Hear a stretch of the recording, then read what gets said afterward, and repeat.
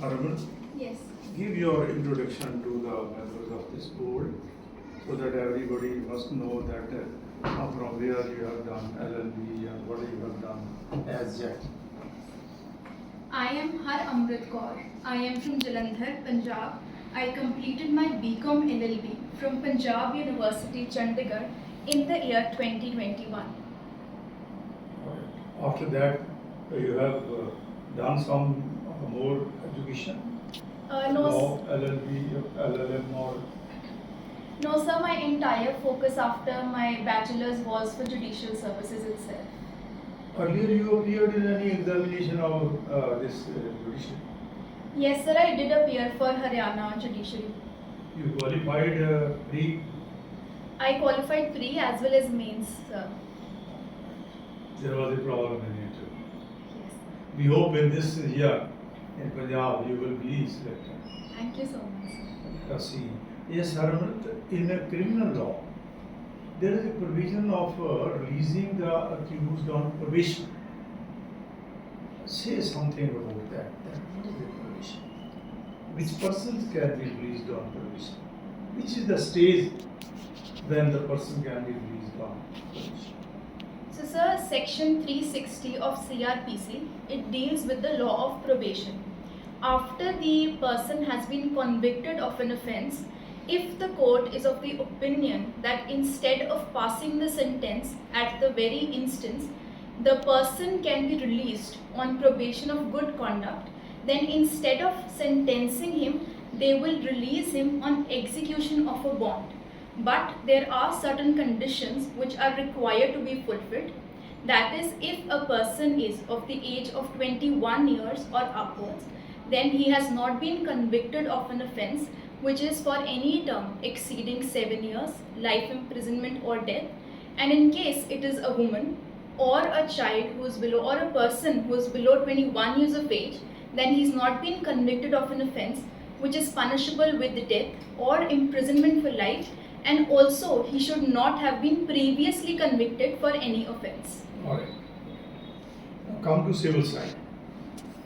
Whenever somebody wants to file an appeal, which are the provisions? All appeal is filed in civil cases against a decree passed by civil judge, senior. So, sir, there are different types of appeal under Civil Procedure Code. The first would be appeal from the original decree, which has been dealt under Order 41. Along with that, we also read certain provisions of these sections of that part. Then there is also a provision for second appeal, which is only in civil cases and it is not there in criminal cases. We also have the appeal which can be filed by leave as of a pauper. There is also a special provision which deals with the appeal to the Supreme Court. Will you explain the procedure that what type of petition is to be submitted before the appellate court? So, sir, in case of appeal, the appeal has to be in the form of a petition in which you have to specify the grounds on which the appeal has been put up before the court. It will be known as a petition or something else. Sir, if I can correctly remember, it was a memorandum of appeal has to be Exactly, prepared. is the exact word is that memorandum of appeal. In a memorandum of appeal, what is to be written by the appeal? Sir, in the memorandum of appeal, you have to put down the name of the parties, the date on which the judgment was given by the court, also more specifically and most importantly, the grounds on which the appeal has been filed, and also in case it is a monetary relief. Grounds are related to what? So the grounds on which the appeal has been put up. Grounds against whom? Against the respondent or say that grounds? So Grounds of appeal. Objections to the decree that whatever judgment has been passed, what are the objections being raised by the appellant? Because those objections must come. He is not filing that appeal against the respondent, he is now filing the appeal against the decision of the court. Yes. That court has not given proper decision. Yes, Judiciary. As from appeal itself, there are two sections, section 100 of CPC and section 41 of Punjab Codes Act, which section will prevail over the other and why? Can you cite a few authorities as well? So recently, even in 2023 and in 2019 also, the Supreme Court gave a landmark judgment in which it held that with regard to the jurisdiction of Punjab, it is section 41A of the Punjab Courts Act that would be applicable. And in this recent case of 2023, I'm sorry I'm not able to recollect the name, the court also held that for Punjab courts, it is not necessary to formulate a substantial question of law because in jurisdiction of Punjab, it is section 41A of the Punjab Courts Act which would prevail over section 100 of CPC. And why would it be so? Because by virtue of which provision in the CPC? So if we talk about this particular, then there were three provisions which were discussed. The first one was Article 372 of the Constitution, in which it was held that all the laws which were prevalent at the time of the commencement of the Constitution and they have not been repealed by the Parliament, then they would continue to operate so. Similarly, we also have a provision that because there is usually a contradiction, that if there is any provision which is in contrary to the provisions of CPC, it would not prevail. To this, the Honourable Court has said that because Punjab Courts Act was neither a state law nor a central law, but it was governed by the Government of India Act 1931, so it would prevail over it. All right.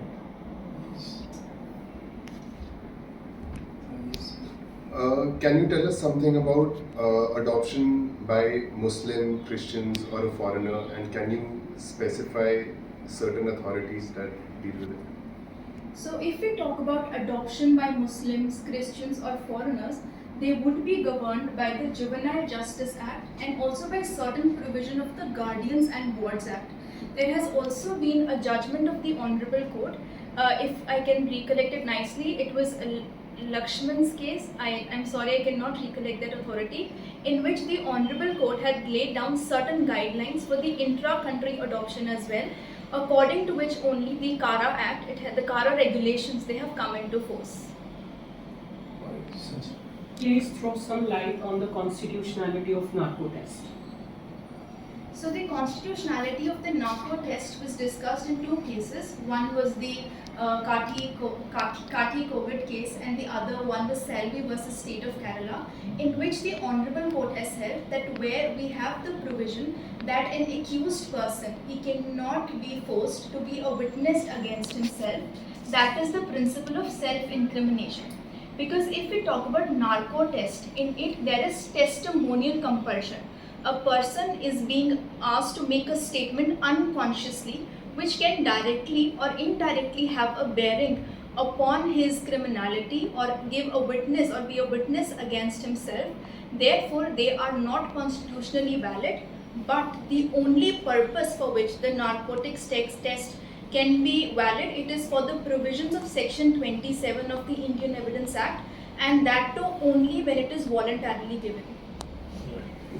Okay. Can an ex parte divorce decree be set aside? If yes, explain with the help of some case laws.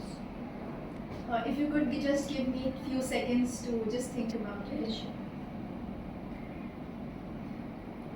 So recently I was reading a Supreme Court judgment in which an ex parte decree was granted by the court even in divorce. So where there is one party who is trying to take the justice by its hand or it is trying to embarrass the trial, in such cases the court will not stand as a mute spectator to such proceedings, and in such cases the court does have the power to pass an ex parte divorce proceedings. But if subsequently a sufficient cause is being shown, then obviously the court can, in the interest of justice, set aside such decree. All right. Haramrit, there is a provision of temporary ejection which is granted by the court under Order 39. Can you describe the circumstances in which it can be granted and which is the stage when it can be granted? So sir, temporary injunctions can be granted at any stage of the proceedings. If we talk about Order 39 Rule 1, such stages before the final disposal of the case. But if we talk about Rule 2, then the provision is also there, then you can grant a temporary injunction even after the judgment in the case can be given. The circumstances in which the temporary injunction can be granted are the first one being where the parties are at a fear that the property, that is the subject matter of the dispute, it will be rendered, it will be damaged, it will be destroyed or otherwise disposed of. Secondly, where you want injunction against the defendant, where he is threatening to dispossess the plaintiff. And thirdly, where he is threatening to dispose of the property in order to defraud the creditors. And under Rule 2 also there are certain provisions where you want to prevent the breach of a contractual obligations. Can you make a reference to some provisions of specific relief act also? Yes, sir. So, sir, when we talk about the provisions of Specific Relief Act, there is Section 36 and Section 37 which deals with temporary injunctions as well, which clearly specifies that a temporary injunction is to be given under the provisions of CPC.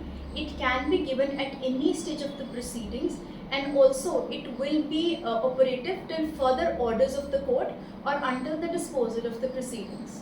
All right. What is a victim compensation scheme? So, ma'am, the victim compensation scheme has been dealt under Section 357A, which was added by the 2009 Amendment Act, which basically provides that the District Legal Services Authority or the State Legal Services Authority, they have been given the obligation to provide compensation to the victims for their rehabilitation, retreatment. In such cases, courts can also make a reference to the board, or instead, if there is no trial, the accused person is unknown. In such cases, even the parties, they can directly approach the District Legal Service Authority board for the purpose of compensation. Right. Sorry. Section 273 of CRPC lays down that evidence must be read in the presence of the accused. Is there any exception to this? And if there is, please give a suitable example for the same. Yes, sir. There are two exceptions that I can currently recollect. The first one is given under Section 299 of CRPC, which deals with a proclaimed offender. So if we know that a person cannot be arrested in near future, then we will not put at halt the criminal justice system, and in such cases the evidence of the witnesses can be taken even in the absence of the accused person, and it can be read subsequently during the trial when the accused person has been arrested on the grounds that the witness is dead, his attendance cannot be procured, and there are other grounds as well.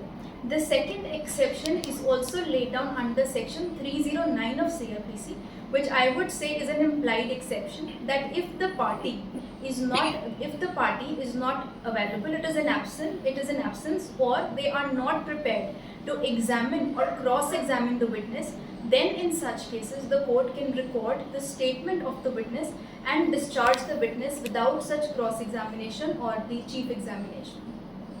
All right. Haramrit, suppose in civil cases the parties have compromised and the court has passed a decree on the basis of compromise. But one party, it has raised some question, some objection that this is not a valid decree, where we should go for some remedy. So, sir, because Order 23, it states that no suit will lie on a decree which is passed on compromise, but this has to be read in consonance with the provisions of 1A in the order, which is appeals from order, where the parties, they do have the option to challenge the decree on the ground that such particular compromise should or should not have been recorded only on the grounds that the compromise that they have reached, it was either void or voidable in context of the provisions of the Indian Contract Act. The person will file civil suit. Sir, you cannot file a civil suit Where he will go? So, sir, he will make an application under Order 42, Rule 1A. Before the court. Yes. Before the court. Which passed the decree. Can he file a civil suit in any circumstance? Sir, I am not very sure about it. Suppose compromise has been made fraudulently, Yes. then certainly 44 of Indian Evidence Act will also be applicable. That is, civil suit can always be filed for challenging that decree. Yes. Yes, sir. What are inculpatory and exculpatory admissions, and whether both can be admitted in evidence together? So, inculpatory is something which incriminates a person, whereas exculpatory is which excludes that person from the incriminating part. For example, I say I killed B in the exercise of right of private defense. So I killed B is the inculpatory part, and I did it in exercise of right of private defense would be exculpatory part. So we have the case of Jalandhar Kaur, where the Honorable Court has held that such a confession is not it is not a good confession, but it can be taken as an admission. The only requirement being that you have to take the inculpatory and the exculpatory part as a whole. Yes, you are. Okay. Can you explain where the execution proceedings will take place when two sub-districts are formed out of one district? So in such cases, if both the districts they have the jurisdiction over the property, that is the subject matter, then it is either of the districts in which the execution proceedings can lie. Can you explain? Can you name the section which states that? It is section 17 of CPC. I beg to differ. Isn't it 37? Ma'am, I am not very sure about it. I'll have to read upon it, ma'am. Already one. Next question. One more. Okay. Throw light on the concept of euthanasia in India. So the concept of, ma'am, the concept of euthanasia is basically said to be, there are two types of euthanasia. One is passive euthanasia and the other is active euthanasia. In the case of Aruna Schonborg and subsequently in the Common Cause Services Society, passive euthanasia has been allowed in our country by virtue of the concept of living will. Passive euthanasia is basically where certain life-prolonging treatments, they are withdrawn from the person, which is going to result in the death of the person. But active euthanasia, where there is an active act on the part, example, we're giving certain injections, lethal injections, to terminate the life of the person, that would not be allowed, and such case would fall either under section 302 or at least under section 304 of IPC. Okay, so what is the present scenario? The present scenario is only passive euthanasia is allowed, and that too after the compliance with the requirements of a living will, and if there is no person to give consent on your behalf, then the court will give the consent in that cases. What is living will in that regard? So sir, the concept of living will is, it could be either a voluntary living will or an involuntary living will. Voluntary living will is where a person during his lifetimes, he makes a will that in case tomorrow he turns out to be in a persistent vegetative state or a terminally ill state where there is no chance of any recovery, then he himself gives this permission that such life-prolonging treatment can be withdrawn. Whereas involuntary living will is where that person is not capable of giving the consent, then on the recommendations of the medical board, the relatives, the court in its wisdom can give such consent to withdraw the life-prolonging treatment. Living will should be attested by which authority in these cases? Sir, if I can correctly recollect, I am not very sure about it, but I would like to try it. May I? Yes. Sir, it is to be attested by the Judicial Magistrate First Class. Is it so?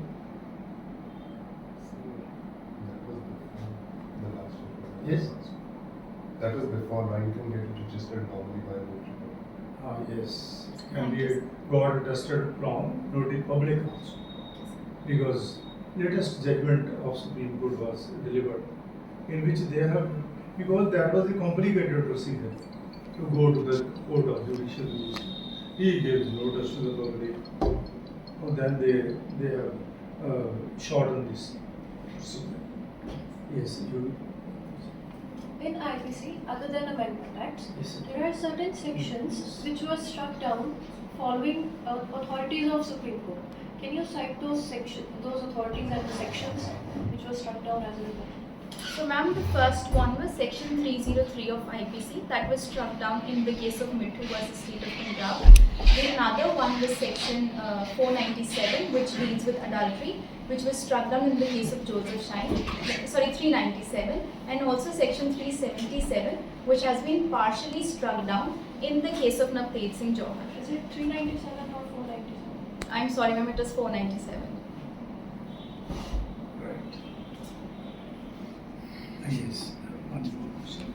So So, first of all, with regard to the question that was asked earlier, you mentioned Haramrit Kaur's authority. Can you reiterate what you said about it? Sir, it was that in case of when there is a confession which has both inculpatory part as well as the exculpatory part, we cannot take it as a confession per se. It can only be taken as an admission and it has to be taken as a whole. Can you say something about bifurcation of the statements? So, sir, the bifurcation of the statements can only be allowed under two circumstances. The first one is where the exculpatory part, it has been proved to be false. And the other one is when it is highly improbable, having regard to the other evidences like the statement under section 313 of cr.pc. Okay. Now, can you give us the difference between section 156 subsection 3 and section 202 subsection 1 of cr.pc? Yes, sir. So, sir, this difference was discussed in the case of Lakshmi Narayan Reddy versus Reddy case. The first is that 156 subsection 3 is only a proceeding which is taken at a pre-cognizant state, whereas section 202 is taken at a post-cognizant state. Usually 156 subsection 3 is in cognizable offences where an FIR has been registered by the officer in charge of the police station, whereas under section 202 it is a complaint which is made directly to the magistrate. But there is one difference that has been brought after the case of Veerabhai versus State of Gujarat, that 156 subsection 3 proceedings now can also be taken at the post-cognizant state but only before the commencement of the trial. You mentioned that 156.3, the FIR is already registered, or is it that the court directs the police to register an FIR? Yes, sir. So in 156 subsection 3, it is the court takes even before taking the cognizance, it directs the police to register an FIR and thereby to investigate into the case. It can be done post cognizance also. Yes, sir. Can you give one example that which type of case can be sent to the police to register an FIR after taking cognizance? Sir, I'm sorry, I cannot recollect the particular example of this. What was held in that Supreme Court judgment? It was a constitutional bench or three-judge bench or divisional bench? So it was a three-judge bench of the Honorable Supreme Court which held that under section 156 subsection 3 you can read it along with section 173 subsection 8 and the direction for investigation can also be directed at the post-cognizant state before the commencement of the trial. Right. Yes, sir. Can you differentiate between the Legal Service Authority Act and Order 33? Yes, ma'am. So Order 33, it is basically dealing with the provisions regarding leave to appeal by indigent persons. It merely has one provision which provides that if the person is not capable of having a pleader, then the court may appoint him a pleader at the expenses of the government. But if we talk about the Legal Services Authority Act, it has a very wide horizon. It is not merely limited to the cases of putting up the suits. It is also giving the legal aid to all the persons. It could be with regard to the pleaders, it could be with regard to the appeal. So the horizon that I believe is not limited in scope as is under Order 33, but it has a very wide expansion of it. Yes, Eva. Okay, explain the provisions related to attachment of salary under section 60 of CPC. So when we talk about attachment of salary under section 60, because India is a welfare state, so we do not allow the entire salary to be attached. There are certain provisions which have to be taken into consideration that are, in ordinary cases, it is only 1/3 of the salary after deducting 1,000 from the whole that can be attached. But in maintenance cases, 2/3 of the salary can be attached. Also, if the attachment continues for 24 months continuously and in only one case, then after 24 months, the court can direct that the salary shall not be continued under attachment for the same decree. Okay. And if there are two decrees where the attachment is ordered, what is the provisions for that? So ma'am, if there are two decrees and salary is already under attachment by the court, then the court will make a record as to why the attachment cannot be made for the subsequent decree, and such report shall be forwarded to the court which has directed the attachment of the decree. What is right of subrogation under Transfer of Property Act? So ma'am, right of subrogation is dealt under the provisions of mortgage, where a person other than the mortgager himself, he exercises the right of redemption. He will subrogate himself in the shoes of the mortgagee. That is, all the rights which the mortgagee had against the mortgager, such person will also be given those rights against the mortgager. Which are those persons? Can you cite all of them? Yes, ma'am. So the persons could be the person who stands as a surety for the mortgager. It could be the co-mortgagers as well. The persons could also be who has subsequently acquired any interest in the right of redemption. If there is a civil suit relating to mortgages, which order will be applicable? So sir, it is Order 34 of CPC which deals with suits for mortgages. So what type of orders are passed in decree?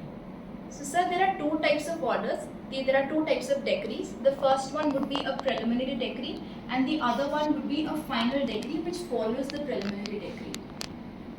Alright, sorry. Do you recall Section 7 of Hindu Marriage Act? Yes sir. So can you tell us if that section is mandatory and whether there are any exceptions to it? So sir, recently there has been the self-respect marriages which have been in news. So Section 7 provides that a marriage has to be solemnized by performance of either the Shastric ceremonies or the customary rites of either parties. So before the particular judgment, if I believe so, it was compulsory to solemnize marriage either by a Shastric ceremonies or customary rites. But now, because the court has said that the self-respect marriages, they are valid, and also there need not be any private declaration, any public declaration of such marriages. So I believe if there is any legislation or otherwise regarding the self-respect marriages, then it can be done even without compliance with Section 7 of the Hindu Marriage Act. Can you cite that authority? When it was passed? So it has been recently passed in 2023 itself. If I am not wrong, it was passed in the preceding month, but I do not recollect that exact authority. Have you read that authority? Yes sir, I have read some portions of it. Right. Share the authority with us also. We will also discuss with you that whether it can be done or no. Yes, ma'am. What is the discovery by interrogatories? So ma'am, discovery by interrogatory is where the opposite party or like the disputant parties, they do not disclose a particular fact or any document. Then in such cases, the other party has an option. If I can correctly recollect, it is under Order 12 or Order 11, I'm not very sure about it, where you can go for the discovery of the fact with the permission of the court. So you require the party to discover a particular fact or a document which the other party has been concealing. And at which stage it can be done?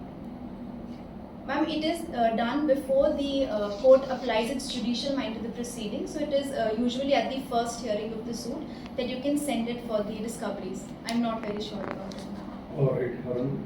In civil cases, can a local commissioner cross-examine the witness, or he can conduct the examination of witnesses? So sir, in civil cases, we do have the provisions where the commissioners are appointed, the commissions are appointed for the examination of the witnesses.